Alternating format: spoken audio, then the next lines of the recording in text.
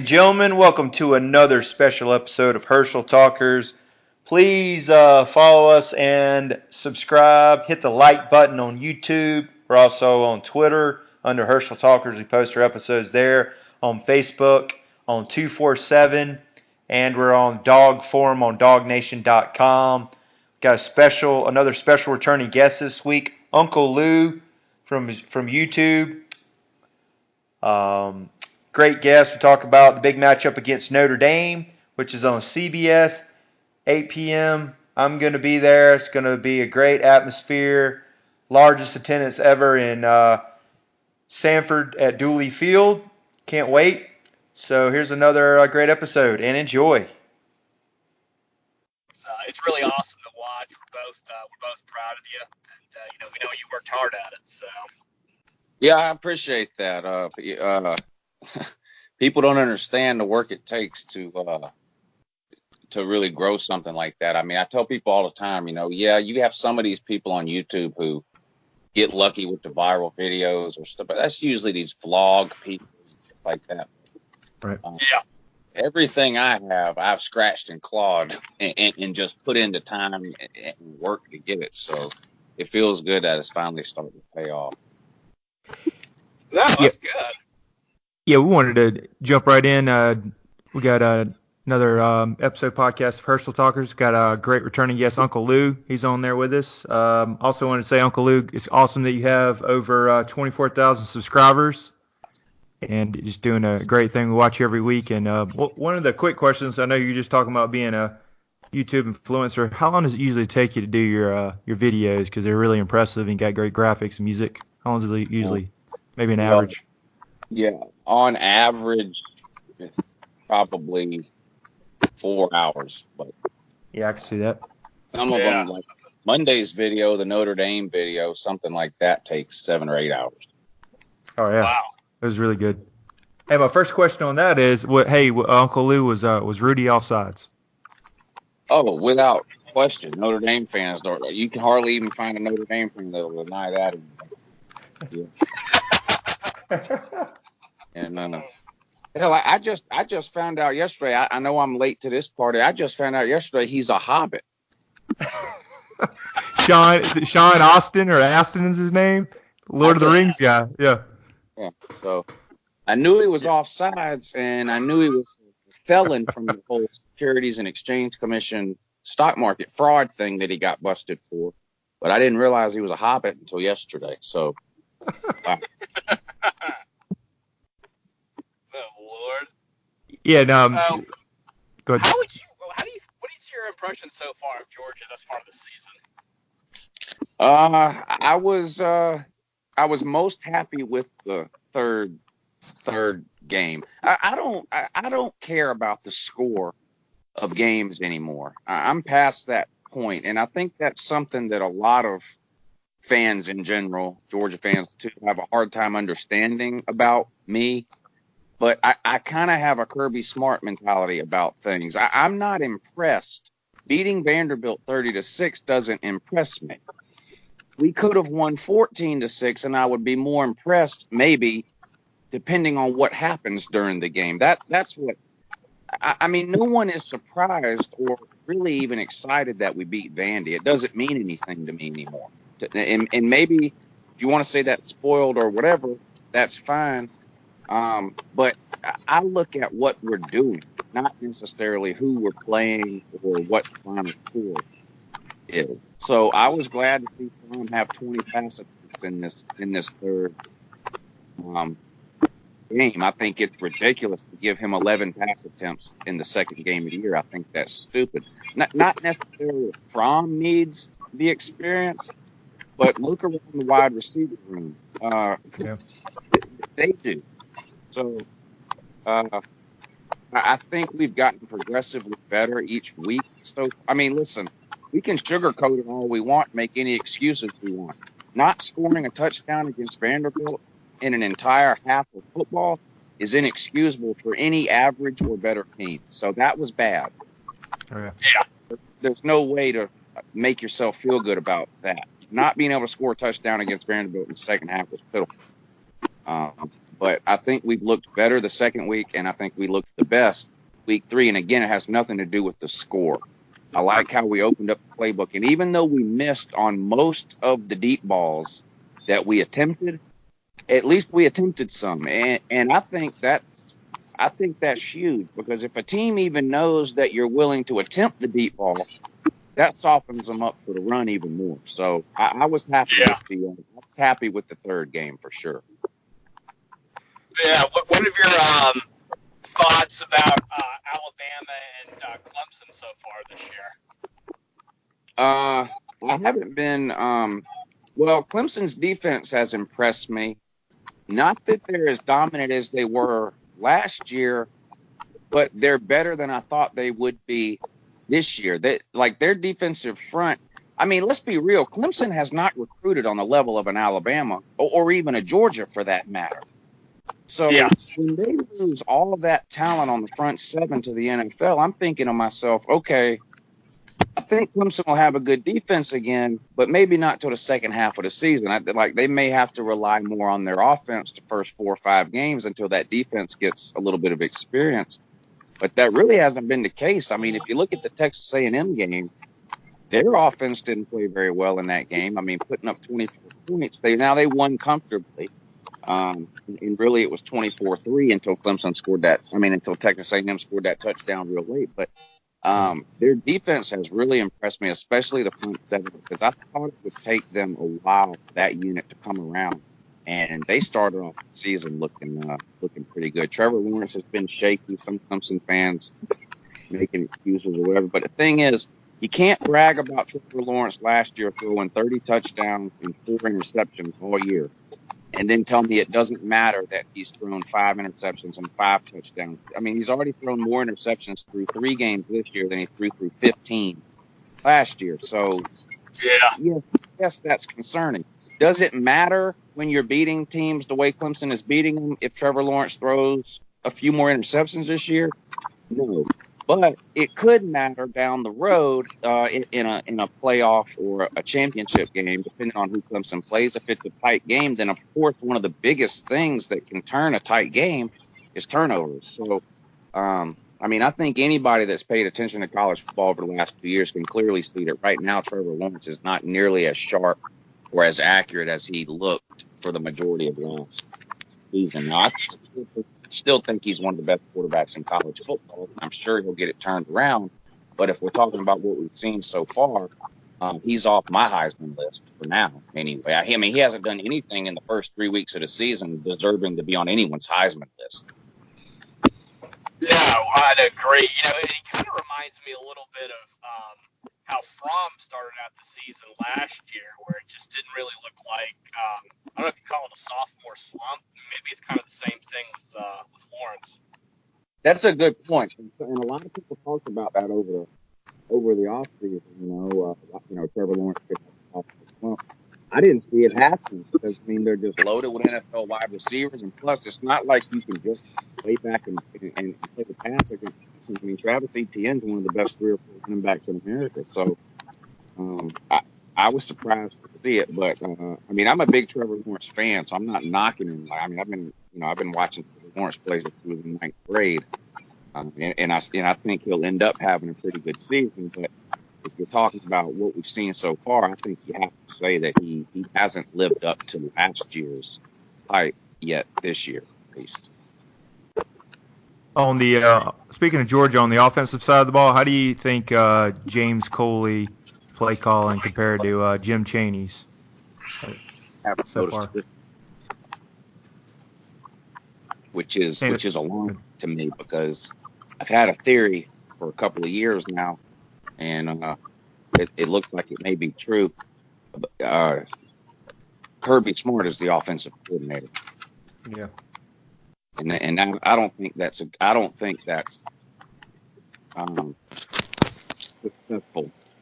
in the long term. I think eventually you have to hire coordinators and you have to. I'm sure when Kirby Smart was the defensive coordinator at Alabama, he wanted to run the defense. And I think he needs to. I think that's why he hired James Coley instead of going out and hiring a real I hate to. I want to say James Foley's not a real offensive coordinator, but we're the Georgia Bulldogs. You telling me we couldn't go out and get any offensive coordinator we wanted? Of course we could Right. have. Right. I feel like he promoted James Foley because he feels like James Foley knows what he wants, which is, in my opinion, still way too conservative and way too reliant on the ground game. Yeah, and I've kind of felt that, when Coley was promoted, I guess, that it was maybe going to take somebody like, and I know you're not a fan of the move, I understand why, like maybe somebody like Bobo coming back for him to maybe loosen that grip up. I mean, it would have to be somebody Kirby really trusted a lot for him to maybe let that playbook open up. And to be completely honest, I don't even know then if he would do it or not. I would probably donate a kidney to whoever needed one if we could get Mike Bobo in, and I knew Kirby would allow him to actually run I mean, Mike Bobo is the best offensive coordinator we've ever had. I don't think it's close. Yeah. Right. I agree, especially with the talent we would have. Oh, it's unbelievable. I mean, he was putting up 45 points with wide receivers I can't even remember. So Right. George Pickens and Blaylock and these guys and I don't want anybody to get the wrong idea. Like, I do think James Coley is calling the plays. Now, I think they get filtered down through Kirby's headset and he has veto authority. But mainly what I mean is I think the overall offensive philosophy is dictated by Kirby Smart. And I honestly feel this way. I think Kirby Smart is trying to win a national title the same way Nick Saban won national titles at Alabama 10 years ago. And I I'm agree not, 100%. I'm Yeah. not sure you can do that now. That Alabama team was winning national titles by scoring 24, 25, 27 points a game. Yeah. I, I don't know if you can do that now. Now, yeah, we beat Oklahoma in a shootout. Not very many teams you play in the playoffs are going to have the 115th ranked defense.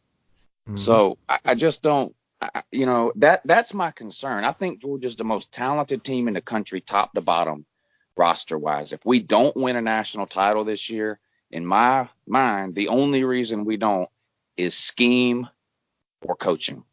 That's it. I'm not, I love Kirby. I'm not, I don't want anybody to think anything else than that. I'm not saying to get rid of him or whatever. That's crazy. Look at LSU. It's taken LSU 7-8 years to get to where I wish Georgia was at right now, which is to finally realize that you can have 11 NFL defensive players and all the NFL running backs you want. If you don't have a quarterback and wide receivers that can spread the field, you're only going to get so far. And LSU has finally figured that out. We haven't yet.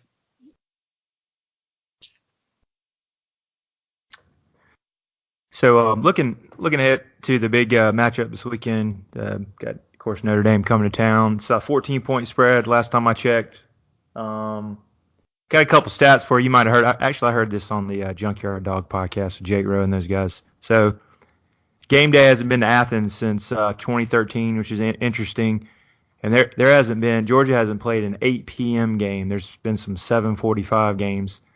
So an 8 p.m. game since 1988, which I thought was interesting. So, and I heard today they're talking about there's going to be an extra 100,000 fans not even that's getting into the game. I'm actually lucky going to be I'm getting in the game. Had a friend around Charlotte who had season tickets, so I'm really excited. So, how do you think the atmosphere is going to be, Uncle Lou? And you think it's going to be bonkers? And I just think we're going to roll over them, I think.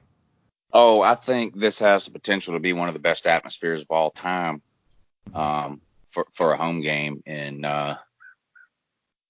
Athens. I mean, night games by nature, the atmosphere I think is always a little bit better than you play. You play a good team at night. That ratchets it up even a little more. Add game day to the mix. And then the fact that we're playing a team that we've never played in Athens before. I mean, go knock on your neighbor's door who doesn't know anything about college football. Ask them to name 5 college football teams. One of them is going to be Notre Dame. So, right. Regardless of what we think about where they're at now, and the whole join a conference thing and all that, when you're talking about the history of college football, Notre Dame is a big part of that conversation. So I expect it to be one of the best home environments for Georgia ever.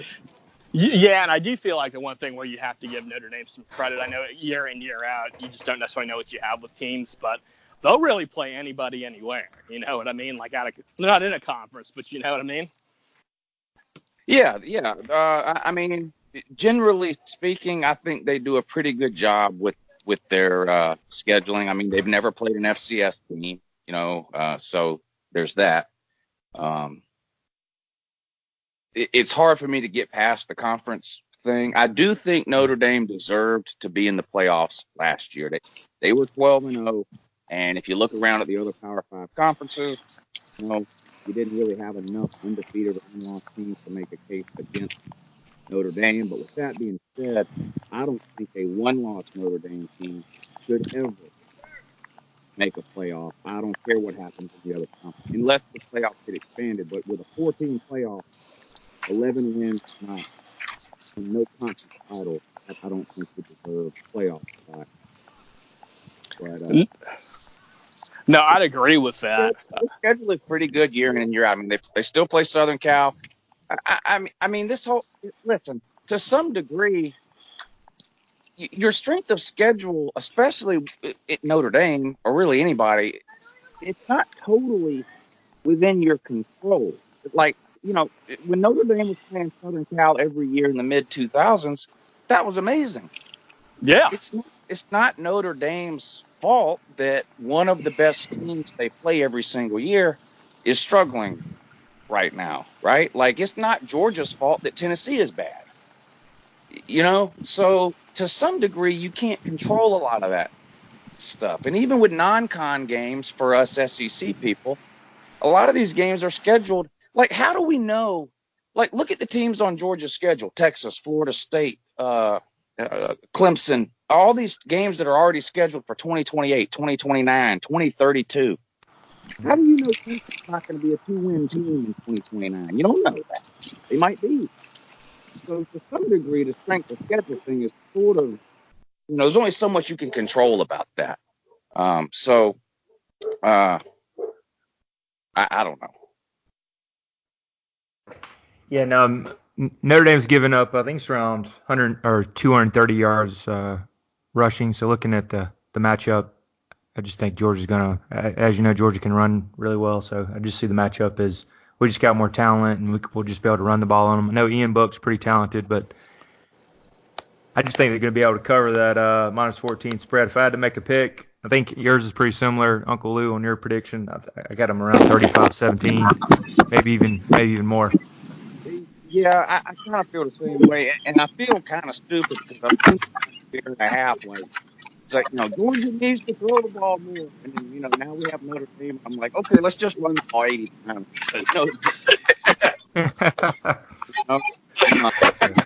Feel a little, it's, and a couple of people have called me on that, and that's true. But when I talk about Georgia throwing the ball, I'm more talking about down the road, not on an individual per game basis or whatever. I'm talking sort of more just in general with that. But yeah, I mean, you give up all those yards rushing to Louisville. Now they do have they had a runaround quarterback.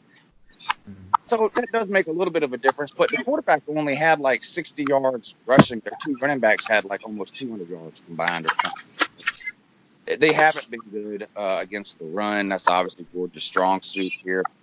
I do think Notre Dame will score some points in this game, probably around the same amount that they scored when we played them in 2017. So I could see Notre Dame getting, somewhere between the 17 to 24 point range, but I think Georgia could double that. Yeah, I'd agree with that. Honestly, I don't even know if Notre Dame maybe even gets to 24. I mean, I wouldn't be surprised maybe if we're scoring, maybe we get 35 and they're at 17. I mean, when I watched them play Louisville, it's bad when you've got a 150-pound running back, regardless of how good your offensive line is, just like lighting you up 8, 9, 10 yards at a chunk. You know what I mean? That's bad. Yeah, it looked really bad against the run, without question. I'm gonna be shocked there's really anything Notre Dame can do defensively to slow down our running. And me and Trey, the co-host here, we were talking in the off season, and kind of my theory, given that we're talking about how run heavy our offense is, has always been that I kind of thought our chances this year, in part, were going to kind of go as Zeus White's recovery went. Just because, and I love Swift and I love Harrion, but, Harrion's kind of really like a true third down kind of back. Maybe you can get him up and, every now and then, but in a big game down the road, I guess as you kind of call it, you kind of need that other alpha to go along with Swift. And I think that Zeus White coming back as strong as he have, I think is just big for us. What do you think about that? I couldn't agree more. I've been watering at the mouth to see this guy play for 2 years. And, the Vanderbilt game, just when they sent him in the Vanderbilt game, it was just like such a relief. Like, okay, it's real now. Like, he's actually gonna ball. Like, finally, And you just feel, you hate injuries, even when they happen, like the Felipe Franks. That you hate injuries just in general. But your kids at the end of the day, college kids. You look at somebody like Zeus, all the talent in the world. Everybody wanted him, number one running back recruit. Tears both his ACLs in a 10-month period. Basically been in rehab for a year and a half straight. You can't help but root for the guy. Yeah. And it's going sort of like I thought it would go so far. So far I didn't think like, okay, I'm against Vandy and they're going to give him 20 attempts. You gotta ramp him up. It's been a long time since he played football. But I like what I've seen from him, and I kind of agree with you. I love Swift, but he doesn't strike me anyway. But the third and one between the tackle guy. And we have struggled in some short yardage situations, even though, we have the biggest offensive line we've ever had, and it's one of the best in America.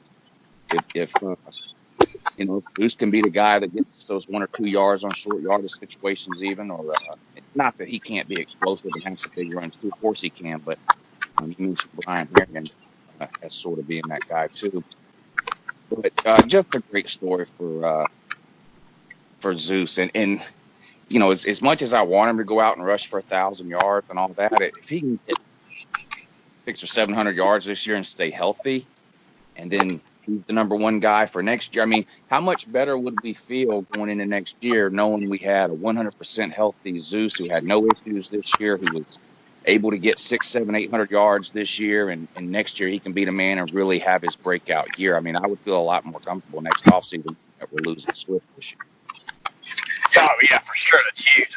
And, Fromm might be gone next year, too. So, I guess, what have your thoughts been about Alabama so far from what you've seen? I haven't been all that impressed. And the more I watch Tua, the less impressed I am with him. Now, he's going to put up monster numbers, no doubt about it. And I don't know. Outside of throwing the deep ball to NFL wide receivers and letting them out jump people, and their slant paths to Jerry Jeudy, the more I watch of him, the less I still think. Obviously, almost any team would take him. I think he's one of the best 4-5 quarterbacks in America without question. But last year, people were talking about, this might be the greatest offense in history. I don't know. The more I watch Tua, the more I wonder. First of all, I wonder about his health. The guy lives in the injury tent. It's the weirdest thing. But the more I watch him, the more I wonder how much of what he does is just the fact that Alabama is so much better on the perimeter than everybody else they play. That slant pass that they throw to Jerry Jeudy, you just can't defend that. Jerry Jeudy's the best college wide receiver I've ever seen. Period. Yeah. The story. And all he needs is about 1.5 inches of separation from his defender. And it's as good as he is, it blows my mind every time I see it. it seems like he accelerates as he's catching the ball. Usually a wide receiver will slow down, even if it's just a little bit, as they're making the catch or whatever. But Judy runs that slant route, and it seems like right before he catches it, he might have half a yard of separation. And then by the time he catches it, he's already got 3 yards of it reminds me of, y'all are about my age, I think. Y'all remember the Karate Kid movies? Oh, yeah. We watched the 2 series on Netflix recently. It's great. So you remember when Mr. Miyagi is teaching Danielson the crane kick? And Danielson goes, does this really work? And Miyagi's answer is, if done correct, no can do. Yeah. That slant route, but that slant route from Tua to Jerry Jr. is the crane kick. If done correct, it's spin. Right. Yeah, it's crazy how good that is. To me, too, kind of remember Mark Rippon, like their old Redskins quarterback? That's who he kind of reminds me of. Like, Mark Rippon only could make about 5 or 6 plays, but I guess Joe Gibbs was really good at hiding them and making them look like they were different. And I guess he executes those plays so well along with Judy that it's been enough. But yeah, I mean, I think that's why he had problems in big games. Yeah. That might have been the most interesting comparison. I didn't think I would have heard Mark Rippon's name, but okay. Yeah, I mean, I don't know who else I can think of that, like, because, most people are either, like, they're either good or they're trash, right? But then, like, Mark Rippon was this enigma where he had 4 or 5 plays that he was just amazing at. Hey, remember you were calling him the Samoan Steve Young Steve Young, yeah, left-hander. I thought that too, but... Yeah. I mean, if you of course, we're the fans, so we all remember that overtime pass that Tua threw in the national title game. But if you watch that play last year in Michigan, that's 40% of Tua's passes. It's a shotgun, 3-step drop, and keep down the sideline. That's 50% of the does. And then the other 40% is a slant pass to one of the 3 amazing wide receivers they have. So I don't know. It's just the more I watch him, the less I wonder how good he really is in terms of NFL future and things like that. Not that matters in college. Like, I promise you, Florida fans don't care that Tim Tebow can't complete a pass team. So it's not. Yeah, I wouldn't either. What do you have you got any concerns or worries so far about Georgia going forward? I mean, I hate to overstep Notre Dame, and I mean, knock on wood or whatever. I'm not really worried about this game. Are there any other, hiccups or bumps in the road schedule-wise you see for us? Well, I mean, Florida still worries me to some degree, just because for the last 25 years, we've gone down there, I don't know how many times, with clearly a better team and come away with a loss. Now, that hasn't been the case, generally speaking, under Kirby Smart, but it's hard to just erase 25 years from your memory like that. So that game always sticks in the back of my mind.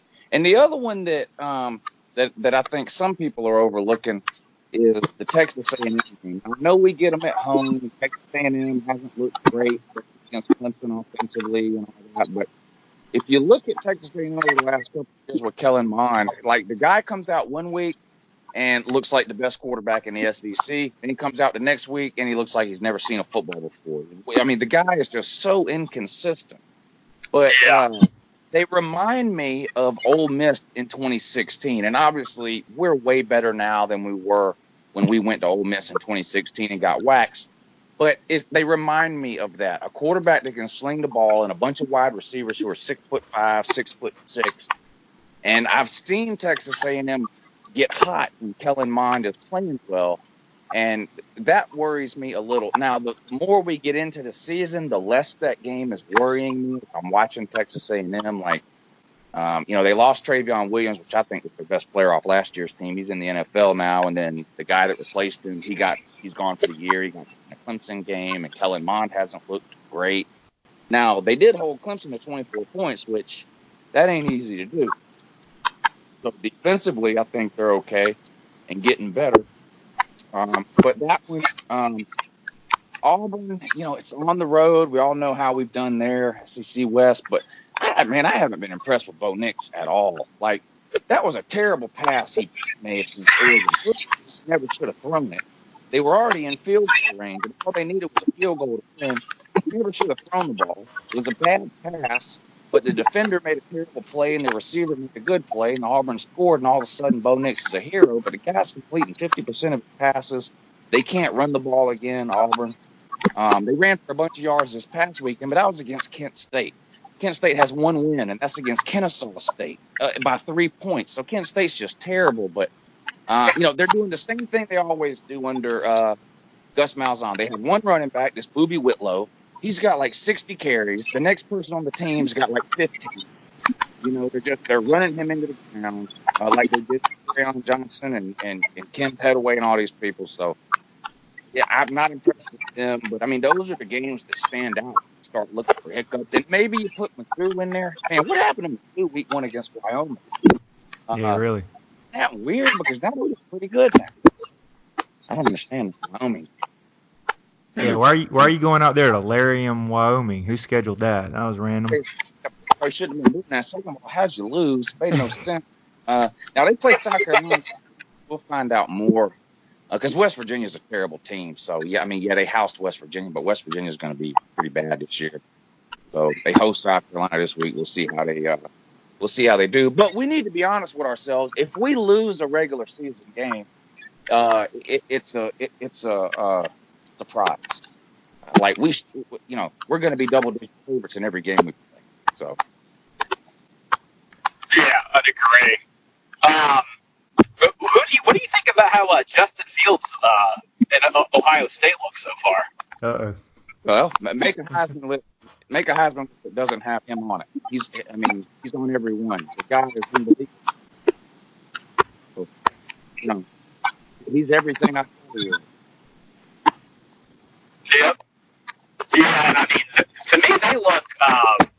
They're the ones I think probably out of any team I've seen so far this year. To be completely honest, to me, they look the best so far. Just in terms of being a complete team, there. Their defense is really good. You've obviously got Justin Fields doing his X-Men thing back there, and then they can run the ball too. They almost kind of remind me of Clemson last year, to be completely honest.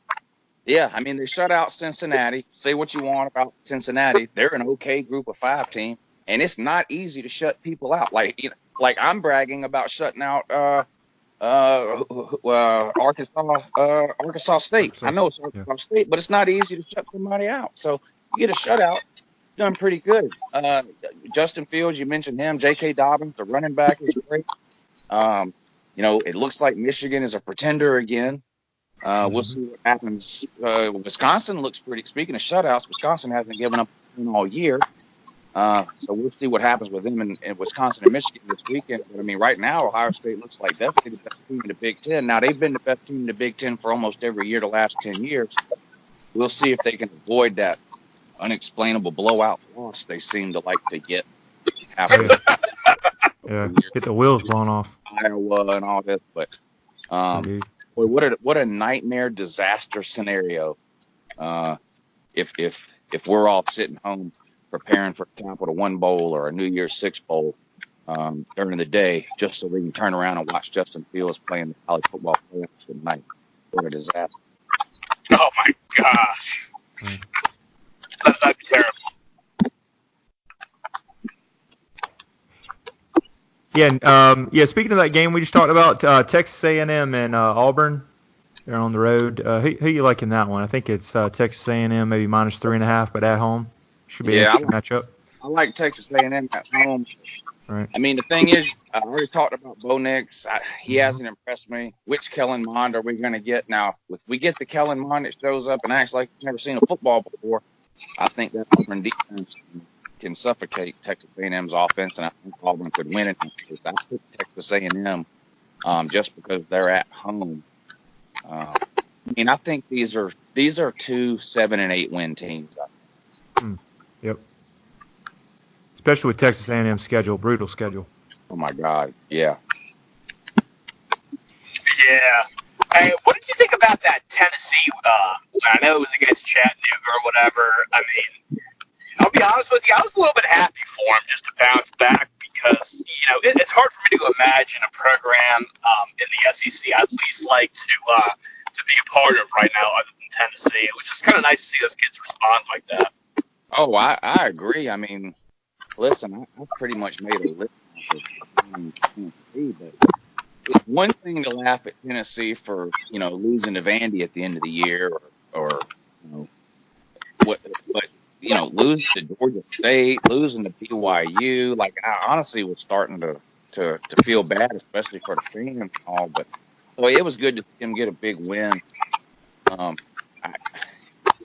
see. As soon as that happens, I start to feel bad for them. Then they get a big win, and I'm happy for them. Then you go on the internet today, and what do you see from Tennessee fans? We're beating Florida. Oh, we're beating Florida. I'm just like, oh my god. 2 weeks ago, you couldn't beat Georgia State, man. Come on, you beat Chattanooga. You're not going to, and I don't think Florida's a top 10 team at all. Like Florida really should be 1-2. Yeah. Honestly, they should have lost that Miami game, and they should have lost the Kentucky game. So I don't think Florida's an elite team by any means. But I'm like, come on! Like 2 weeks ago, y'all were drinking Leaf to hang yourself from. Now all of a sudden you beat Chattanooga. You're going down to the swamp and winning. Like you beat Tennessee 4 times you beat Florida 4 times this century. What makes you think this year?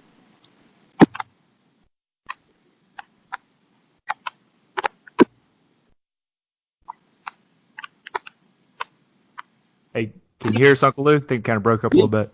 Yeah. Yeah, I completely agree. Yeah, I will say that.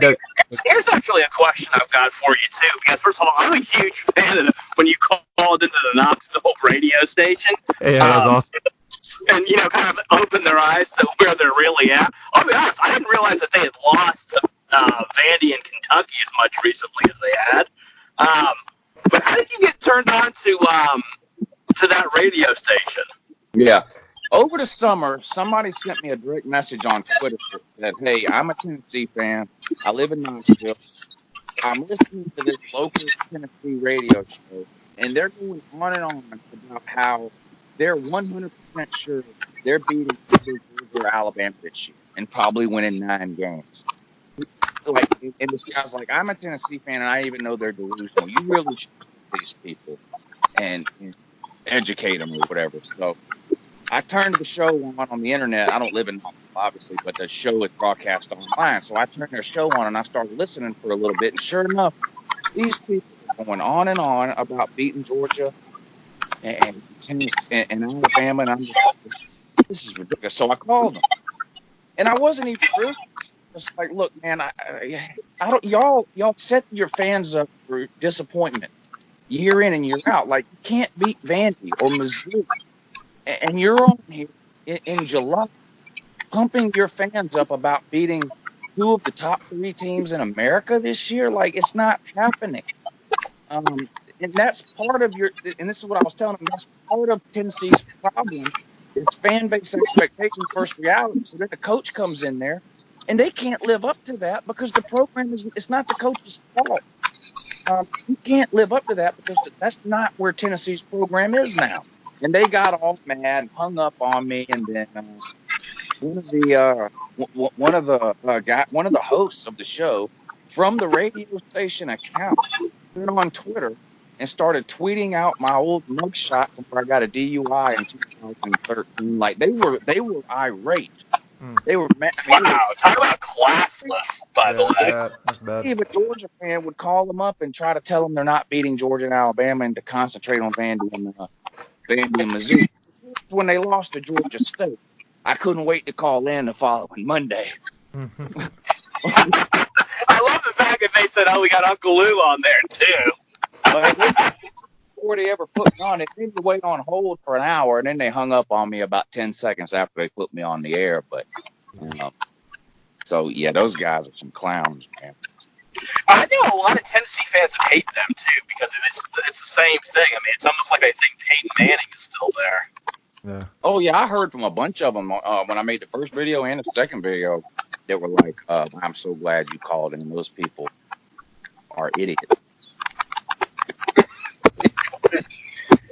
Phil Fulmer to me is always an interesting one too, because I get you always got to be a little bit lucky when you win, but man, you take out Florida State, like what was it, Chris Winkie getting hurt, and I mean they don't even have that national title, and he's really just kind of Mark Richt, you know what I mean? Yeah. Who you talking about? Philip Fulmer. Philip Fulmer. Oh man, this guy wants to be coach so bad. Yeah. Conspiracy theory that he only hired Pruitt because he knew Pruitt would fail. But he wants to say that he wants to say that he at least tried before he appoints himself as head coach again. And he got in trouble. He was on the field coaching as AD. Yeah. Like basically standing over Pruitt's shoulder, and he was out there and working with kids and stuff. And the NCAA had to come down and tell him, "You can't do that. Like that's against the rules. Like you're not allowed to be out there. You're the AD unless you're going to designate yourself as a coach." And I don't know all the rules and the paperwork that go along with that or whatever, but technically an AD can't be on the field actively coaching the kids, I guess. So he got in trouble for that.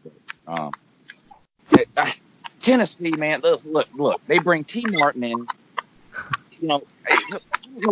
Like you're not recreating the glory days of the '90s. You got Philip Fulmer there, and don't you almost feel bad for Pruitt, like because Tennessee fans they think every year is '98 all over again. Then you got Phil Fulmer standing behind his shoulder. He's breathing down Pruitt's neck. It's like, why are you bringing in all these people?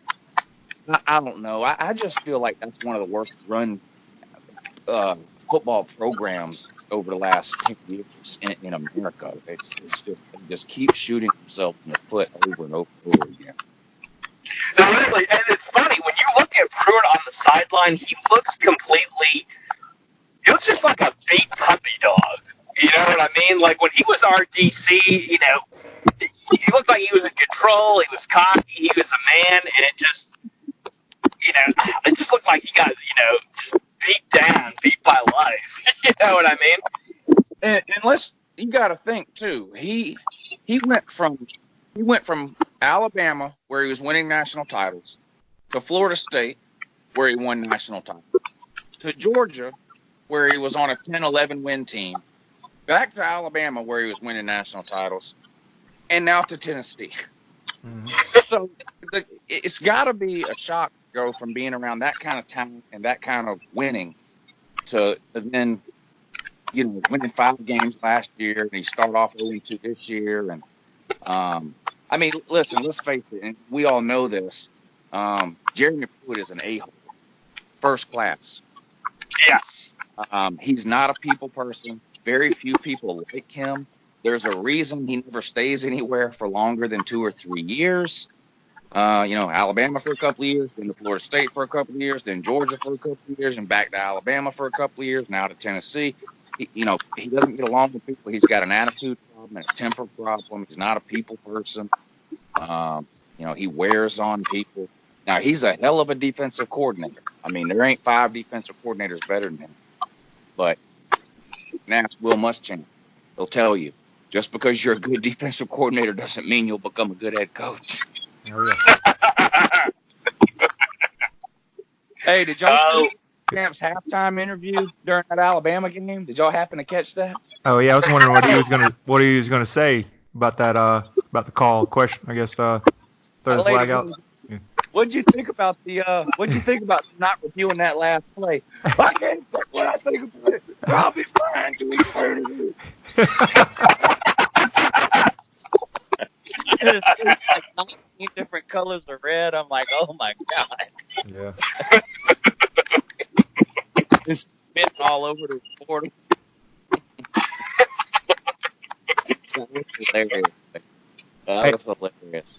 Hey, Uncle Lou, I really enjoy all your team characters you do. You got General Voltard, you got the Georgia Tech nerd, the drunk Gump fan, and my personal favorite, the redneck Gator fan. What's your favorite of those? Because the Gator fan's been hilarious. Go Gators! I love that. It's true. He's always start laughing right when he come. I don't know. I think it's hilarious.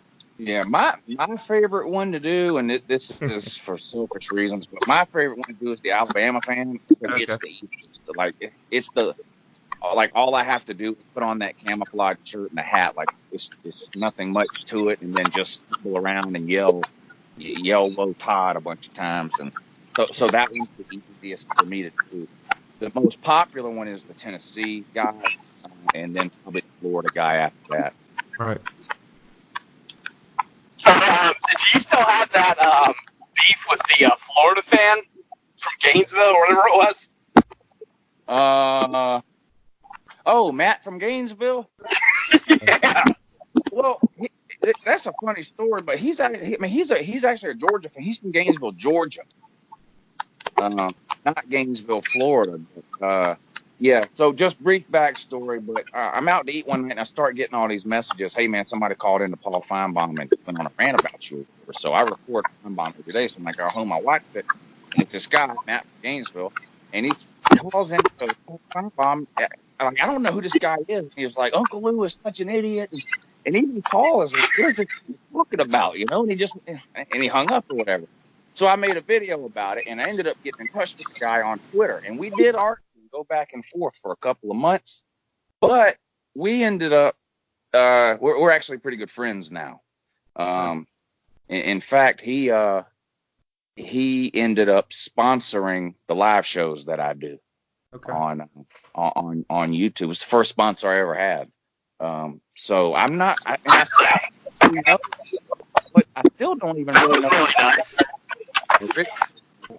I don't really know what it was that made him call into the Feinbaum show that one time or whatever, but yeah, we sort of got past after we argued on back and forth for like 6 months or something.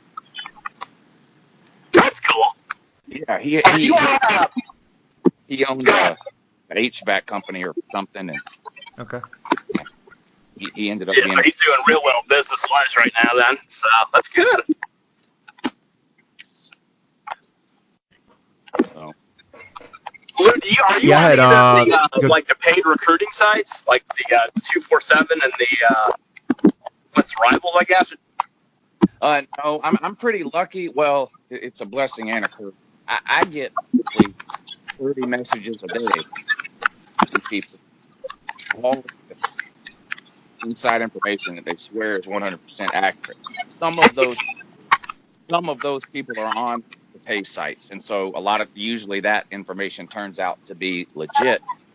But a lot of the information that gets sent to me is totally made up and ends up not being legit. And unfortunately for me, they don't tell me when they message me that, hey, I'm on the Rivals page site and I just read this. That they want me to think that they have some sort of I don't know. It's like to them, they think it's cool to give me some inside information, and they think it's cool. But I think that like they know that on their own or so. I don't know. So it's impossible for me to tell what's real or what's not when I get all this stuff. So like I got a heads up on the Justin Fields thing. That ended up being accurate. I also got told in the spring that Brian Marion had got caught cheating. Oh, on school exams? Yeah, and was going to be dismissed. That either ended up being not true or Captain Kirby worked his magic. I don't know which of the two is. Captain Kirby, I like that. Yeah, I think we kind of heard some of those same rumors. I guess with any of that stuff, right? I mean, if somebody's transferring or if they've cheated, that is what it is, right? But as far as like where they're going to go to school, nobody really knows except that kid the minute he puts pen to paper. Yeah, because even if he did tell somebody, guess what? I've made my decision. I'm going to go to school. That's not binding in any way. He could still change his mind the next day or next week or whatever. So with recruiting, total for that. Yeah, thank God Kirby's as good at closing them as he is. Right. So. Do you listen to any other podcast or Georgia podcasts, Lou? I know there's Junkyard Dog podcast just came out. They got Jake Rowe and Kip Adams and Rusty Manziel. They just started doing that last couple of months. You ever listen to that one? It's a free one. I don't listen to a whole lot of podcasts. I don't know. Maybe it's because I'm so plugged into the YouTube scene. I watch a lot of stuff on YouTube, and I guess a lot of the time that maybe I would be listening to a podcast, I'm watching YouTube. So maybe I don't have time to do both, and I do the YouTube thing just because I've just been plugged into that so long. Now a lot of people are starting to upload their podcasts onto YouTube, so I'm seeing that way. Any good podcasts out there you want to give a shout out to? I don't know. I really don't. I mean, I couldn't. Sorry, on YouTube. Any other YouTube? Is there any Georgia guys on YouTube or you like? Yeah, but and I do want to shout these people out because I'm going to be honest with you. You guys have always treated me well, but believe it or not, and I know this is going to be hard to believe. There are some Georgia personalities, whether they're official or unofficial or whatever, that aren't entertained by Uncle Luke, to say the least. There's one, Georgia. The name of their YouTube channel is Georgia Football, and they have a podcast, and they must have been doing it forever because last one I saw them upload to YouTube was episode 620. Jesus. And I can't think of their name now off the top of my head. But anyway, I hooked up with them last week for the first time, and they were really, really nice to me. And they've just sort of started their YouTube channel, so they must have been doing, whether it was podcasting or something else. They've been doing something, whatever it is. They've been doing it for a long time, and they have Jim Donnan on all the time. Oh, nice. They're at all the games, so they're in some sort of official capacity, whether it's just press credentials or what, I don't know, But anyway, they treated me really, really good last week, and they had me on their channel or whatever, live show they were doing. They had me call in, and like I said, they just started their YouTube thing. So for any of you Georgia fans that are listening, go to YouTube, search for Georgia Football, their YouTube channel, and sub them. It's a brand new on YouTube, and they're trying to branch out. So, but yeah, they're good too. Awesome. I'll have to check that out. Yeah, for sure. Yeah, anything about yours, Uncle Lou? I know you got your Uncle Lou channel. Any other shout-outs for you? Help you out? No, subscribe to Uncle Lou on YouTube if you're not already. College football videos year round. Some of them are even watchable. Exactly. Yeah, I was gonna give my dog of the week real quick. I think Uncle Lou might agree with this one, but I usually give one. I'm 1-2. I covered outright last week. I picked who was it? They beat Mississippi State. I should know that. Outright. Oh yeah, it was Kansas State. I got that outright. I think it was Kansas State. It's +8. But anyway, this week I'm gonna go with. Actually, we were just talking about it. I'm gonna go with the Voltards for Uncle Lou. Tennessee +14 against the Gators. I don't think they'll win, but I think they'll cover with 14 points on the road with the backup quarterback Kyle Trask. So I like Tennessee +14. What about Mississippi State? What about Mississippi State favored by 7.5 over Kentucky? Yeah, I actually like Kentucky. I thought that Sawyer kid was slinging it around. They had a little meltdown in the second half, but he looked pretty good to me. It's better than Terry Wilson. I don't think he's got the real Terry Wilson, man. Like he definitely had a better arm. Right. So that would be an interesting one to keep an eye on too. Hey, I know we'll end it here in a minute, but what have y'all thought about Nolan Smith so far this year, and why only play him like 2 plays last week? Is he banged up at all? Yeah, was he hurt at all? Might have read that. I haven't read that he was hurt, but geez, Kirby Smart acts like injury information is nuclear launch codes. Yeah. You know, all I'm going to tell you is that it's a lower extremity injury. And, you know, the guy's leg could have been blown off, or he could have a hangnail. You don't know. Yeah. I mean, I think Nolan Smith's been amazing so far. I mean, for a true freshman to come out and just get the production he has, to me is just, he's giving you all you could ask for and more. I'll tell you the other one that's really played well is that defensive tackle, 44. He's played really well as well. Yeah. And so as far as the 5 plays, I don't know if some of it was just like, looked like they were giving Robert Beals some more looks. I don't know if he's just trying to get other guys reps or what it was. It's so hard to tell in the early games because they rotate players out. I mean, it's on a play-by-play basis. It's almost hard to even tell anymore. It's almost like you have 20 starters on defense. They're just rotating these guys, and that's great because then later in the season you're building depth, and you've got people with some experience if you need it or whatever. But I don't know, it was weird. And like I said, maybe Nolan Smith is hurt. I don't know, but he only played a couple of plays in the first half. I didn't see him again. And then we might get him back this week too. That would be good. I wouldn't mind actually, speaking to him, sitting him just because I don't think we're going to lead him against Notre Dame. Sit him for that bye week, and you'll have him pretty much almost 100% for Tennessee. That's my opinion because you got Cade Mays, who's a mauler. We call him the Swiss Army knife. I mean, that's my opinion. Just maybe sit him another week.